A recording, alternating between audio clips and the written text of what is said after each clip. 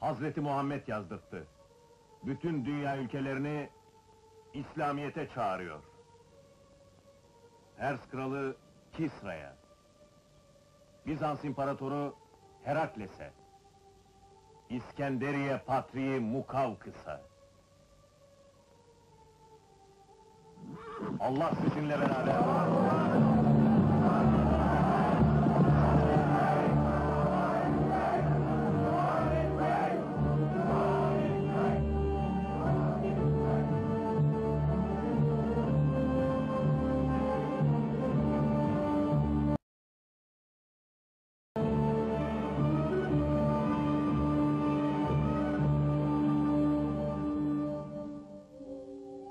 Allah der ki, İslamiyet'te ırk ayrımı yoktur. Bir Arap, bir yabancıdan üstün olmadığı gibi, beyaz da zenciden üstün değildir. Allah'ın indinde herkes birdir. Kendin için dilediğini, komşun için dilemezsen, dindar sayılmazsın. Komşusunun aç olduğunu bildiği halde, karnı tok uykuya dalabilen adam, olgun Müslüman değildir. Okumuş bir insanın mürekkebi şehidin kanından mukaddestir. Okuyan bir insan Allah'ın makbul kuludur. Okumayı öğrenin. Öğrendikten sonra da öğretin. Başka dinlerin kitapları, Yahudilerin Tevrat'ı, Hristiyanların İncil'i bizden saygı görmez. Sonradan tahrif edilmişlerse de Allah'tan gelmiştir. Hazreti Muhammed'in insanüstü olduğunu düşünmemelisiniz. Bir gün bir de baktım odun topluyor. Bırak ben yapayım dedim. Neden diye sordu. Sen Allah'ın peygamberisin. Yakışık almaz. Odun toplayamazsın dedim. Yüzüme şöyle bir baktı. Allah kendini insanları sevmez diye mırıldandı. Uzandım, onu seyre koyuldum. Birdenbire durdu. Tüm heybetiyle dikildi. Yanıma geldi. Evet dedi. Ben Allah'ın peygamberiyim. Ama ben bile sonumun ne olacağını bilmiyorum.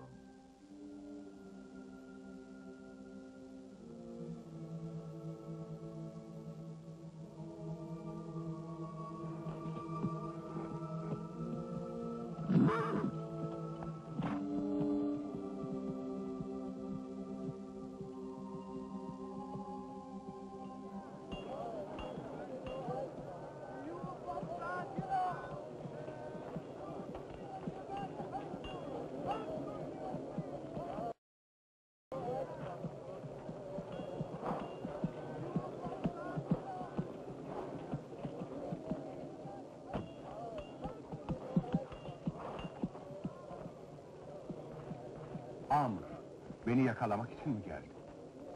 Hayır. Beni kabul etmeni niyaz edecektim.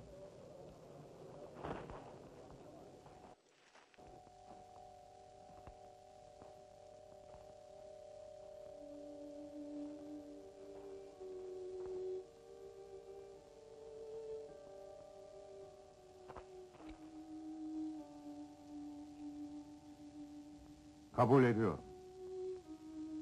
Tek bir Allah vardır. Onun Resulü Hazreti Muhammed'dir. Size karşı savaştığım için Allah beni affetsin. İslamiyet'te daha önce geçen her şey unutulur.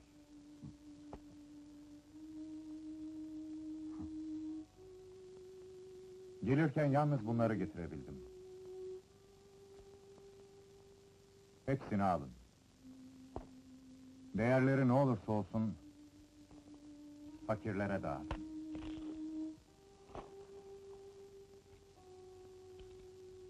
Bunu da sana sunuyorum. Senin kılıcın İslamiyet'in karşısındaki en keskin kılıçtı.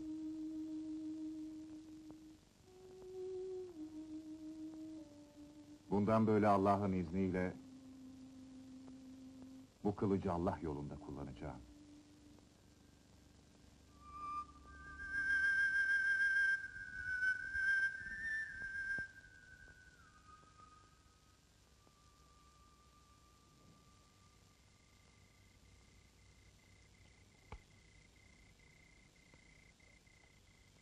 Allah için kolay olmayan şey yoktur. Ölenleri yaşattığı gibi kaybedenleri kazandırır. 2 yıl önce anlaşma imzaladığımızda yenildiğimizi sanmıştık. Oysa şimdiki halimize bakın. Gönüllerde zafer üstüne zafer kazanıyoruz. Bu da ne?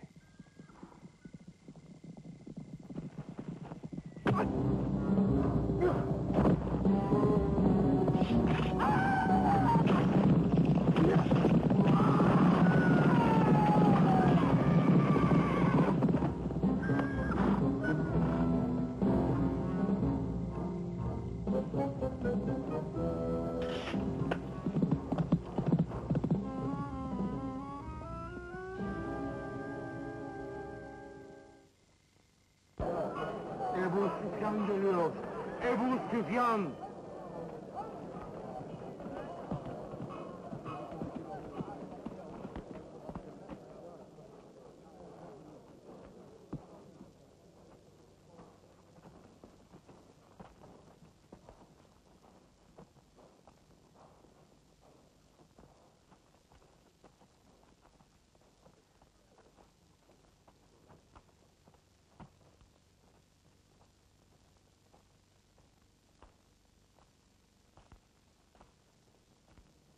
Niye böyle hakaret görüyorum? Ebu Süfyan'ım ben. Herkesten saygı beklerim. Savaşta değiliz, barış imzaladık. Muhammed'le konuşmaya geldim, nerede? Camide namaz kılıyor.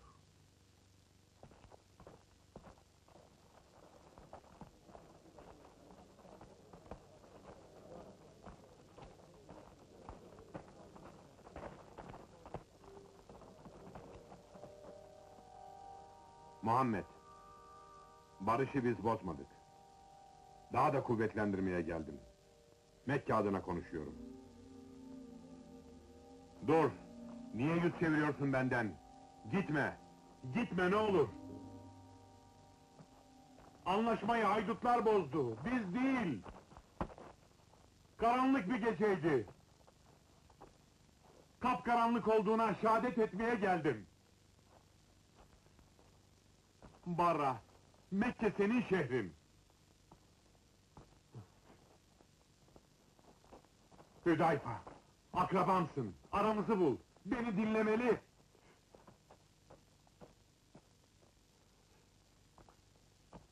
Mekke'nin önderi benim. Mekke dendi mi akla ben gelirim. Neden küçük görüyorsunuz beni? Sözünü tutmadın. Edilen yemine saygı göstermedin. Böyle bir şey duyacağımı hiç sanmazdım. Ebu Süfyan merhamet istiyor.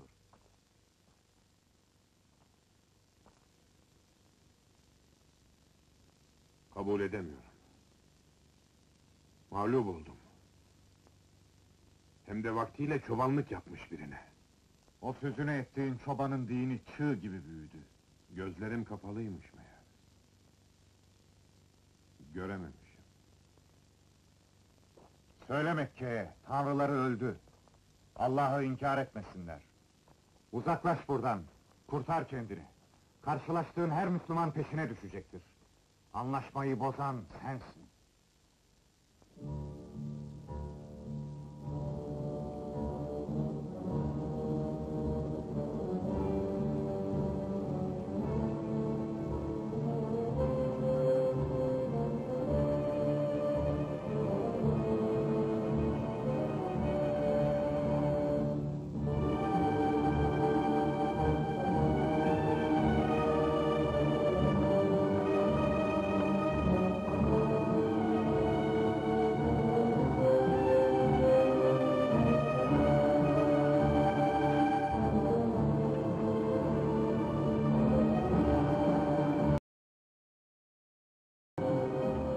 Geceye kadar sayımız 10.000'i bulacak.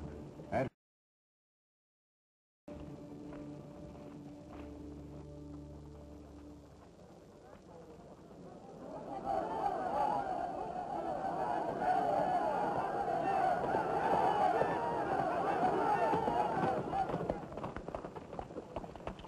savaşabiliriz.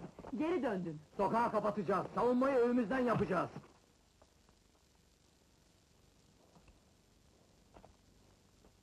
Faydası yok. Binlerce insan gittikçe çoğalıyorlar. Korkaksın sen. Hadi evine git. Korkak! Sözde Mekke'nin önderi olacaksın. Şu haline bak! Perişansın. Çiğneyip tükürmüşler seni. Babamla kardeşim niye öldü? Kocam savaştan kaçsın diye mi? Sen git eve, git! Yapılacak bir şey yok. Mekke işgal edildi sayılır. Olamaz! Olamaz! Bu gece burada konaklayacağız.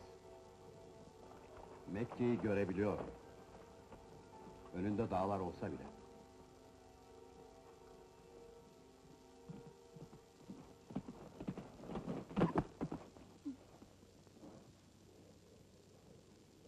O kadar çok ateş var ki, insan sayamıyor bile. Vahşi de Müslüman oldu. Onları sürdüğümüzde, Mekke'yi de beraberlerinde götürdüklerini anlayamamıştım. Kokusunu duyuyor. Evet, bu da yağmaya niyetleri olmadığını gösterir. Sebebini biliyorum. Duvarlarında, eşiklerinde kan lekesi istemiyorlar. Onlarla pazarlığa oturabilirim.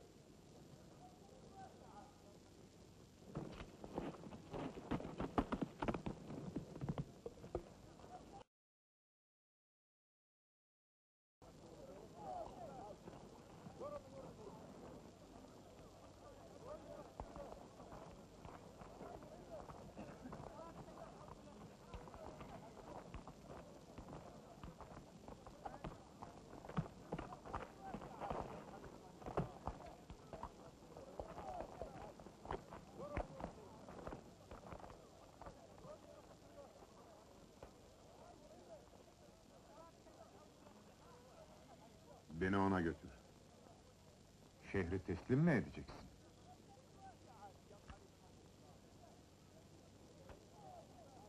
Bir lokma ekmek vermediniz.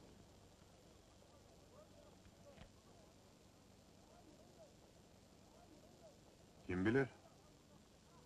Belki de öldüreceksiniz.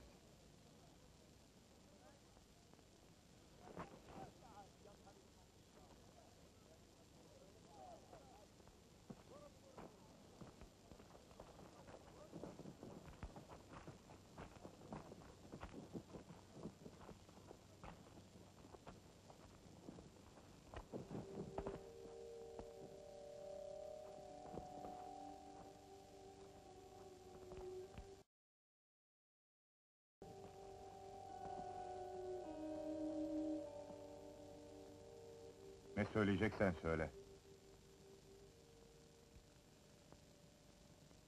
Yakılan ateşleri gördüm. Etrafındaki adamları. Onlara nasıl bir güç verdiğini anladım. Sana karşı koyamayız. Eğer kabul edersen, Buraya gelip şart koşmaya cesaretin var ha? Hazreti Muhammed'in kim olduğunu hala anlayamadın mı? Bilmiyorum. Kafamda hala bir şüphe var. Kafanı kesersem o şüphe hemen yok olur. Halit, Müslümanlıkta mecburiyet yoktur. Kimi yıllar sonra inanır, kimi birkaç dakikada. İnancın vaktini tayin eden Allah'tır. Şüphesine saygı göster.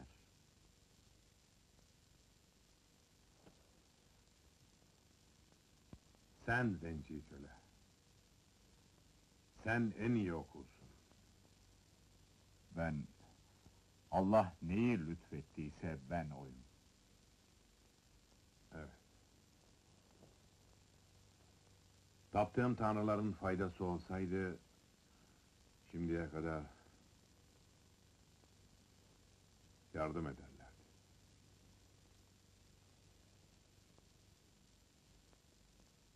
Kabul ediyorum. Baskı altında değilim. Allah birdir. Ve sen onun Resulüsün. Gireyim artık. Geliyorlar! Evlerinize kapanın! Üst koldan geliyorlar! Kaçın!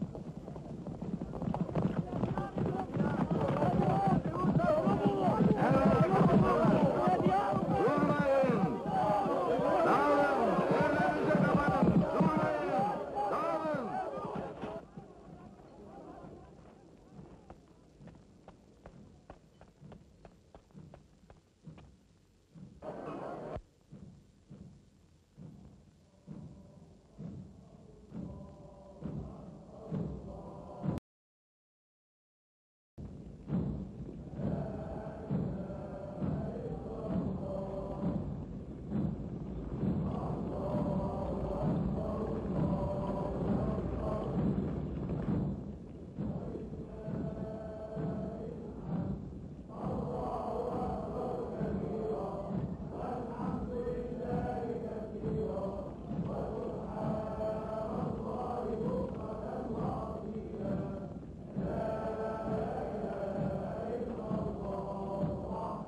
İçeri girin, içeri girin!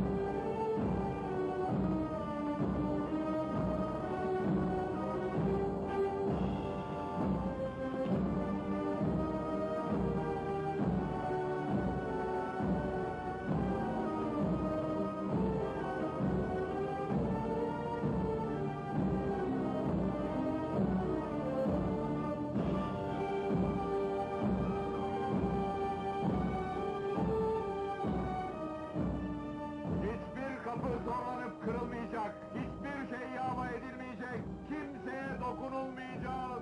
Kapısını kapalı tutmak isteyenler güvenlikte olacak. Ebu Süfyan'ın evindekiler güvenlikte olacak. Kabe güvenlikte olacak.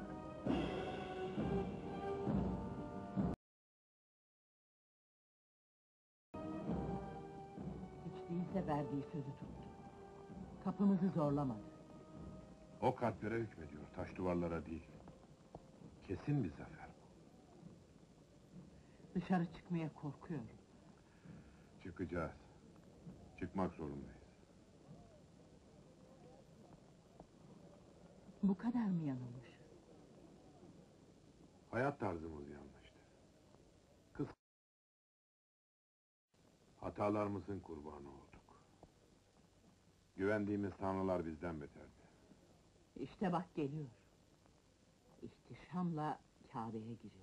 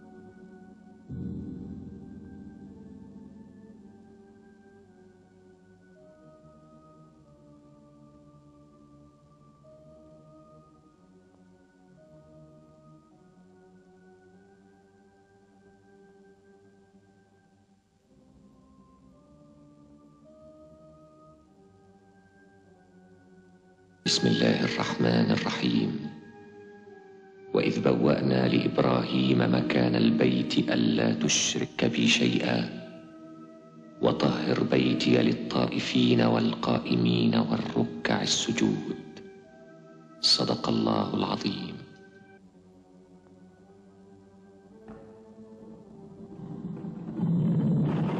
Fedakarlık bitti! Kırın hepsini!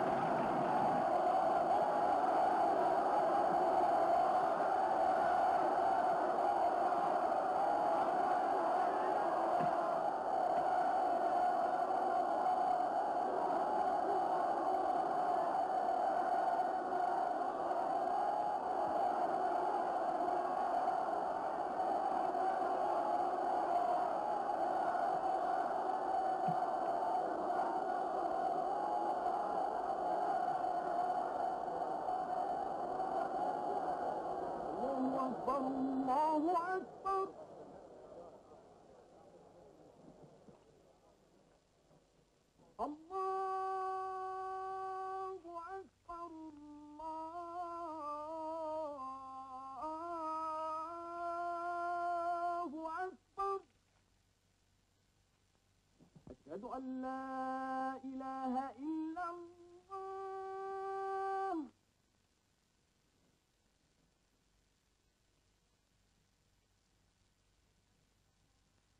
أشهد أن لا إله إلا الله.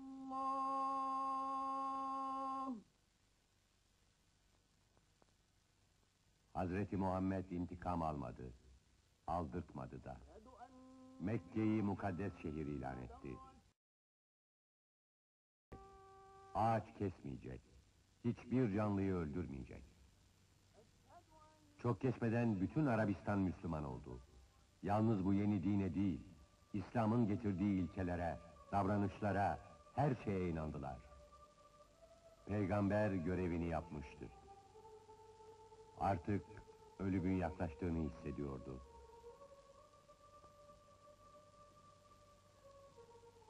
Ashabını çağırdı.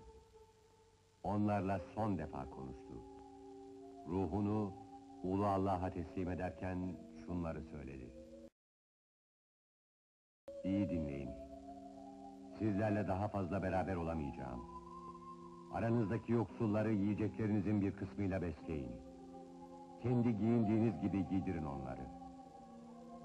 Allah'ın huzuruna çıktığınızda günahlarınızın da sevaplarınızın da hesabını vereceksiniz. Burada bulunanlar bulunmayanları uyarsın. Hepiniz Adem'in neslisiniz. En iyi insan Allah'a en büyük saygıyı gösterendir. Söylediklerimi unutmayın. Kavgalar, dargınlıklar ortadan kalksın. Şunu iyi bilin ki bütün Müslümanlar birbirinin kardeşidir. İslamiyet'te gönülden verdiğinden fazlasını kardeşinizden istemeyin. Kimseye zulmetmeyin. Size zulmedilmesine de müsaade etmeyin. Aziz dindaşlarım, ben de insanım. Ölüm meleği belki de çok yakında ziyaretime gelecek. Ve bu fani dünyadan alacak beni. Size bir kitap bırakıyorum. Allah'ın bana bahşettiği Kur'an-ı Kerim. Işığınız olsun, size yol göstersin. Sonra Kur'an-ı Kerim'in son sözlerini tekrarladı onlara. Bunlar Hazreti Muhammed'in değil, Allah'ın sözleriydi. Size bahşedilen din, dinlerin en mükemmelidir. İslamiyet'i sizler için seçtim. Hazreti Muhammed 8 Haziran 632'de 63 yaşında öldü. İslam alemi bu gerçeğe inanmak istemedi. Böyle bir adam nasıl ölürdü? Peygamberin en yakın dostu Ebu Bekir camide kalkıp konuştu. Hazreti Muhammed'e inanan herkes bilsin ki Muhammed öldü.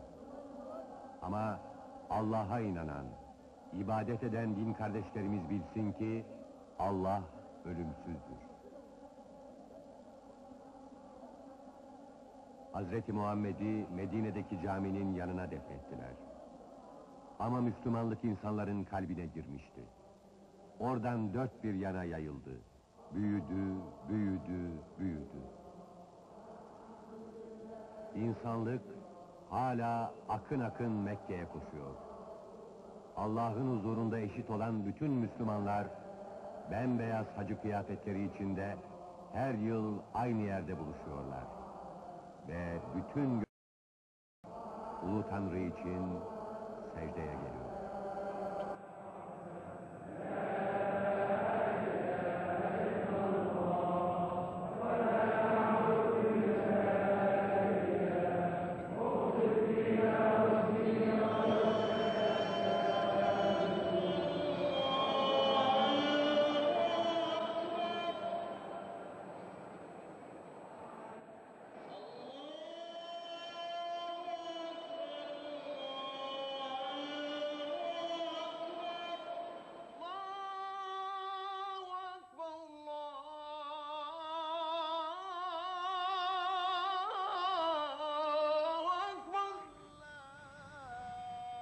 أشهد أن لا إله إلا الله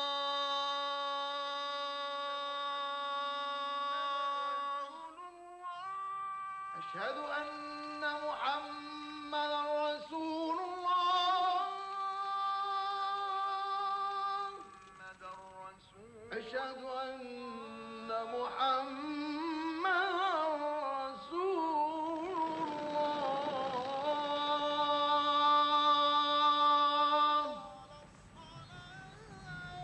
حي على الصلاة